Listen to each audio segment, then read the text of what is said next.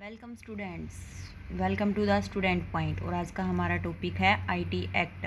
इसमें हम पढ़ने वाले हैं आईटी एक्ट होता क्या है, ये लागू क्यों किया गया था, इसके अंदर क्या है, किस किस को इसमें इंक्लूड किया गया है और इसकी अमेंडमेंट कब आई थी और उसमें क्या इंक्लूड है। सबसे पहले हम करते हैं इसका इंट्रो।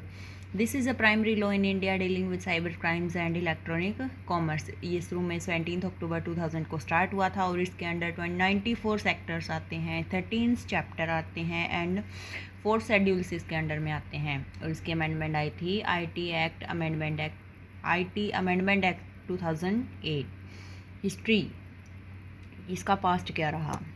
सबसे पहले बिल पास किया गया था 2000 में और इसको साइन किया था उस टाइम के प्रेसिडेंट के आर नारायणा ऑन 19 मई 2000 में। और बिल फाइनलाइज हुआ था under group of official headed by minister of information technology, वो थे प्रमोद महाजन। ई कॉमर्स क्या होता है, यानी कि हम जो लॉ है वो तो पढ़ने लगे, अब इस ई लॉ होते हैं ई कॉमर्स के अंडर ही आता है, इसलिए इसी के ऊपर बनाया गया है। तो ई कॉमर्स क्या होता है, सबसे कुछ इंपॉर्टेंट टॉपिक्स है इसके 2-3, तो वो कंपलसरी एक बार जानकारी होना ज़रूरी है उनकी। तो meaning of e commerce, buying and selling goods and services over electronic network और इंटरनेट। जितने भी इंटरनेट के ऊपर हमारे बाइंग एंड सेलिंग होती है गुड्स एंड सर्विसेज की, वो सारा इसी के अंडर आता है। नेक्स्ट है meaning of cyber crime. Cyber crime means criminal activities carried out by means of computer और इंटरनेट। जितनी भी क्रिमिनल एक्टिविटीज़ कंप्यूटर और इंटरनेट के माध्यम से की जाती हैं वो सारी साइबर क्राइम में इंक्लूड होती हैं। साइबर लॉ क्या होता है। Cyber law is a term use to describe the legal issues related to use communication technology, particularly cyber space is the internet. Cyber law is an attempt to apply law designed for the physical world to human activity on the internet. In India, the IT Act 2000 as amended by IT Amendment Act 2008 is also known as cyber law। यानी कि इन सभी criminal activities को रोकने के लिए हमारा जो भी कानून बना है, चाहे वो 2000 में आया हो या फिर अमेंडेड हो, वो सारा का सारा हमारे साइबर लॉ के अंडर ही इंक्लूड किया जाएगा। अब 2000 में क्या क्या इंक्लूड होता है। IT act of India 2000, this is the primary law dealing with cyber crimes and electronic commerce. Persons of other nations can also file a case if crime involves with Indian company। यानी कि कोई foreigner हमारे यहाँ पे आ रखा है, उसको यूँ लगता है कि तेरे साथ में धोखाधड़ी हुआ है, फ्रॉड हुआ है, तो वो भी इस केस के अंडर इस लॉ के अंडर केस फाइल कर सकता है। Act provide legal framework for electronic records and digital sign formulation of controller of certifying authorities to regulate issuing digital sign. इसके अंदर एक अपना खुद का सिग्नेचर जो है प्रूव करवा लेते हैं और उसको दूसरा को यूज़ करे, वो भी क्राइम के अंदर ही आता है। और इसमें है define cyber crimes and prescribed penalty. इसके अंदर जितने भी साइबर क्राइम्स हैं उसके सेक्शन आते हैं और उसके ऊपर लगाया गया जो भी जुर्माना है वो इसमें लिखा होता है। Establish cyber appellate tribunal. अब कुछ एक इम्पोर्टेंट सेक्शंस हैं और पेनल्टीज़ हैं, वो हम कर लें तो यानी कि उसका ज्ञान होना ज़रूरी है। तो क्या है अंडर सेक्शन 65 क्या है, tampering with computer source document. किसी भी दूसरे के कंप्यूटर के साथ में कोई की गई छेड़छाड़ उसको बिना उसकी परमिशन लिए तो वो एक क्राइम है और इसकी पेनल्टी है या तो आपको जेल होएगी 3 साल की या फिर 2 लाख जुर्माना, और दोनों भी हो सकते हैं। Under section 66 hacking with computer system, यानी कि किसी का कंप्यूटर हैक करना, आजकल फ़ोन हैक किए जा रहे हैं, कंप्यूटर हैक किए जा रहे हैं, वो सब क्राइम के अंदर आता है और इसकी भी सज़ा 3 साल और 5 लाख रुपए जुर्माना या फिर दोनों भी हो सकते हैं। 66B रिसीविंग स्टोलन कंप्यूटर और एनी कम्युनिकेशन डिवाइस, यानी कि किसी का चुराया हुआ कंप्यूटर आपके पास में अगर मिल जाता है तो आप क्या हुए, चोर हुए ना। कंप्यूटर ही क्यों, कोई भी कम्युनिकेशन का डिवाइस, मोबाइल फ़ोन हुए, सब कुछ एक क्राइम के अंडर आएगा और इसकी पेनल्टी क्या होएगी 3 years एंड 1 लाख या फिर दोनों। Next 66C, using password of others, किसी दूसरे का पासवर्ड यूज़ करना, वो भी क्राइम है और इसकी भी पेनल्टी क्या है, 3 years एंड 1 लाख, और दोनों भी हो सकते हैं। 66E, publishing private image of others, यानी कि किसी दूसरे की प्राइवेट इमेज आप शो ऑफ कर रहे हैं, दिखा रहे हैं किसी को, तो उसमें क्या होता है, वो भी क्राइम है ना, तो उसकी भी जो पेनल्टी है वो 3 years एंड 2 lakhs, और दोनों भी हो सकते हैं। कुछ एक इसकी फीचर्स हैं, features of information technology act 2000। इसमें क्या आता है, all electronic contracts created through secure electronic channels were legally valid, यानी कि सब कुछ अप्रूव होना ज़रूरी है। Legal recognization for digital signatures, यानी कि परमिशन लेनी भी ज़रूरी है, किसी दूसरे का सिग्नेचर आप यूज़ नहीं कर सकते, खुद का रजिस्टर्ड होना ज़रूरी है। अगर आप किसी बड़ी कंपनी या कुछ भी करते हैं तो खुद का डिजिटल सिग्नेचर अप्रूव होना ज़रूरी है। Next, security measures for electronic records and conjointly digital signatures are in place. A procedure for the appointment of adjusting officials for holding inquiry under the act is finalized, यानी कि इस act के under क्या क्या लिखा है, किसी की दूसरे अब अपना सिग्नेचर अगर आपने रजिस्टर्ड करवाया हुआ है, अपना कोई लोगो रजिस्टर्ड करवाया है गया है, तो वो आपका क्या है, कॉपीराइट है। अगर कोई दूसरा उसको यूज़ करेगा तो आप उसके ऊपर केस फाइल कर सकते हैं, तो यही सब इसके अंदर आता है। नेक्स्ट है provision for establishing a cyber restrictive appellant judicature underneath the act, further this judicature can handle all appeals created against the order of control and, यानी कि एक जूरी सिस्टम बनाया गया है जो पार्लियामेंट इसमें इस तरह के साइबर क्राइम्स को देखने के लिए अलग से जूरी सिस्टम है, वो सब कुछ डिसाइड करेगा कि आपने क्या क्राइम किया है, क्या नहीं किया, पेनल्टी कितनी लगेगी, यानी कि इसका जो जूरी सिस्टम है, जजमेंट सिस्टम है, वो अलग है।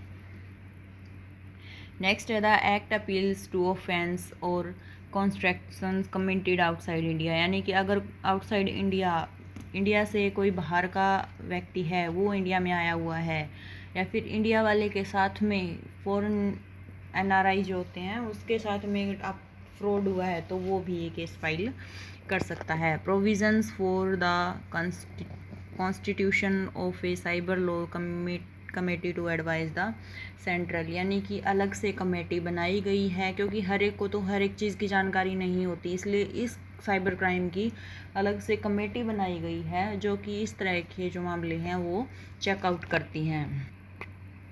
अब हम करेंगे कि जो ये साइबर क्राइम ये लो है IT एक्ट कहाँ कहाँ लागू नहीं होता।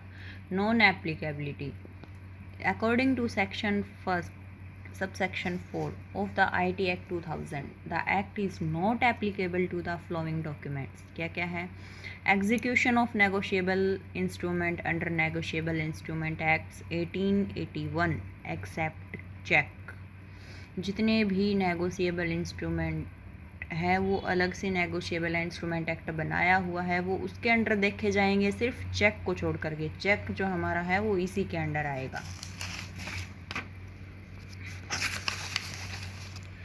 नेक्स्ट है execution of A power of attorney under the power of attorney act 1882, यानी कि पावर ऑफ अटॉर्नी क्या होता है, जो बड़े बुजुर्ग हैं वो अपनी वसीयतनामा करवाते हैं, वो भी पावर ऑफ अटॉर्नी के अंदर आता है, यानी कि उनके बाद में उनकी पूरी की पूरी पावर किसके पास में जाएगी। ये सारा का सारा इनके लिए भी अलग से एक्ट बनाया गया है, तो ये इस एक्ट के अंदर नहीं आएगा, वो उसका अलग से एक्ट है, the power of attorney act 1882। Creation of trust under Indian trust act, किसी के ऊपर विश्वास को बनाए रखना है फिर उसका लोगो तैयार करना, तो ये इसका अलग से हमने एक्ट बनाया हुआ है, जो हमारे कॉन्स्टिट्यूशन है उन्होंने इंडियन ट्रस्ट एक्ट 1882, ये इसके अंडर देखा जाएगा, ना कि IT एक्ट के under. Next, execution of A will under the Indian succession act 1925, यही विल लिख के जाते हैं ना, मरने के बाद में पढ़वाई जाती है, तो वो उसके लिए भी अलग से सेक्शन है। Entering into a contract for the sale of conveyance of immovable property और any interest in such property, यानी कि किसी भी कॉन्ट्रैक्ट में किसी भी प्रॉपर्टी की खरीद बेच सेल परचेज करना, वो सारा उसके लिए भी। और वो कौन सी प्रॉपर्टी? इमूवेबल, या फिर ऐसी प्रॉपर्टी के ऊपर कोई भी इंटरेस्ट, वो सारा अलग से सेक्शन है उसके अंडर आता है, इस एक्ट के अंदर नहीं आता। Any such class of document and transaction as may be notified by the central government in a gazette. Next, IT amendment act 2008, इसमें कुछ एक बदलाव किए गए थे, उसमें कुछ ऐड किया गया था, वो सारा का सारा हमारा अलग से एक्ट बन गया। क्या है? IT amendment act 2008। इसके अंडर क्या आता है? ITA 2008 as the new version of IT Act 2000 is often referred has provided additional focus on information security, यानी कि कुछ है और जिसमें 2000 में जो कमियां थी वो उसको इम्प्रूव करके हमारा जो एक्ट है वो 2008 बनाया गया है। It has added several new sections on offence including cyber terrorism and data protection, यानी कि कुछ एक नए सेक्शन और इसमें इंक्लूड किए गए हैं। The IT amendment act 2008 has been passed by parliament on 23 December 2008 and come into force from October 27, 2009 onwards. इसमें इसकी फीचर्स क्या है, यानी कि इसमें क्या क्या इंक्लूड किया गया है। The term digital signature has been replaced with electronic signature, यानी कि जहाँ वहाँ पे हम डिजिटल सिग्नेचर की बात कर रहे थे उसको अब इम्प्रूव करके इलेक्ट्रॉनिक सिग्नेचर के अंदर इस एक्ट में बताया गया है। A new section has been inserted to define communication device to mean cell phone, personal digital assistant and combination of both और any other device used to communicate, send or transmit any text, video, audio and image। वहाँ पे हम बात कर रहे थे communication में सिर्फ एक कंप्यूटर के बारे में और एक सेल फ़ोन के बारे में। इसके अंडर सेल फ़ोन के अंदर की भी चीज़ें, किसी का वीडियो, ऑडियो, यानी कि दो कम्युनिकेशन की कोई भी चीज़, कोई भी जिससे कि आपस में रिलेशन दिख रहा हो, कोई भी इमेज, वो सारा का सारा साइबर क्राइम में आता है। और उसके अंदर भी सेक्शन इन्होंने जो IT अमेंडमेंट एक्ट है उसके ऊपर भी वो पेनल्टी डिसाइड की है। A new section has been inserted to define communication. A new section has been added to define cyber cafe as any faculty from where the access to the internet is offered by any person in the ordinary course of business to the members of the public, यानी कि cyber cafe में जाके आप किसी की video जो है viral कर देते हो तो वो भी एक क्राइम है, तो वो भी इस एक्ट में आता है। लास्ट में हम क्या कह सकते हैं, यानी कि conclusion, we can say that the IT act is comprehensive price of legislation which aims to policies some of the activities over the internet, यानी कि जितने भी क्राइम्स इंटरनेट के ऊपर हो रहे हैं इसका सिर्फ और सिर्फ यही मेन पर्पज़ है, यही मेन उद्देश्य है कि उन वो क्राइम्स है वो कम हो। Straighten punishment to kill the motive of the criminal, यानी कि इसमें पनिशमेंट डिसाइड की गई है ताकि क्रिमिनल है कोई भी क्राइम करने से पहले वो 10 बार सोचें। Thank you friends.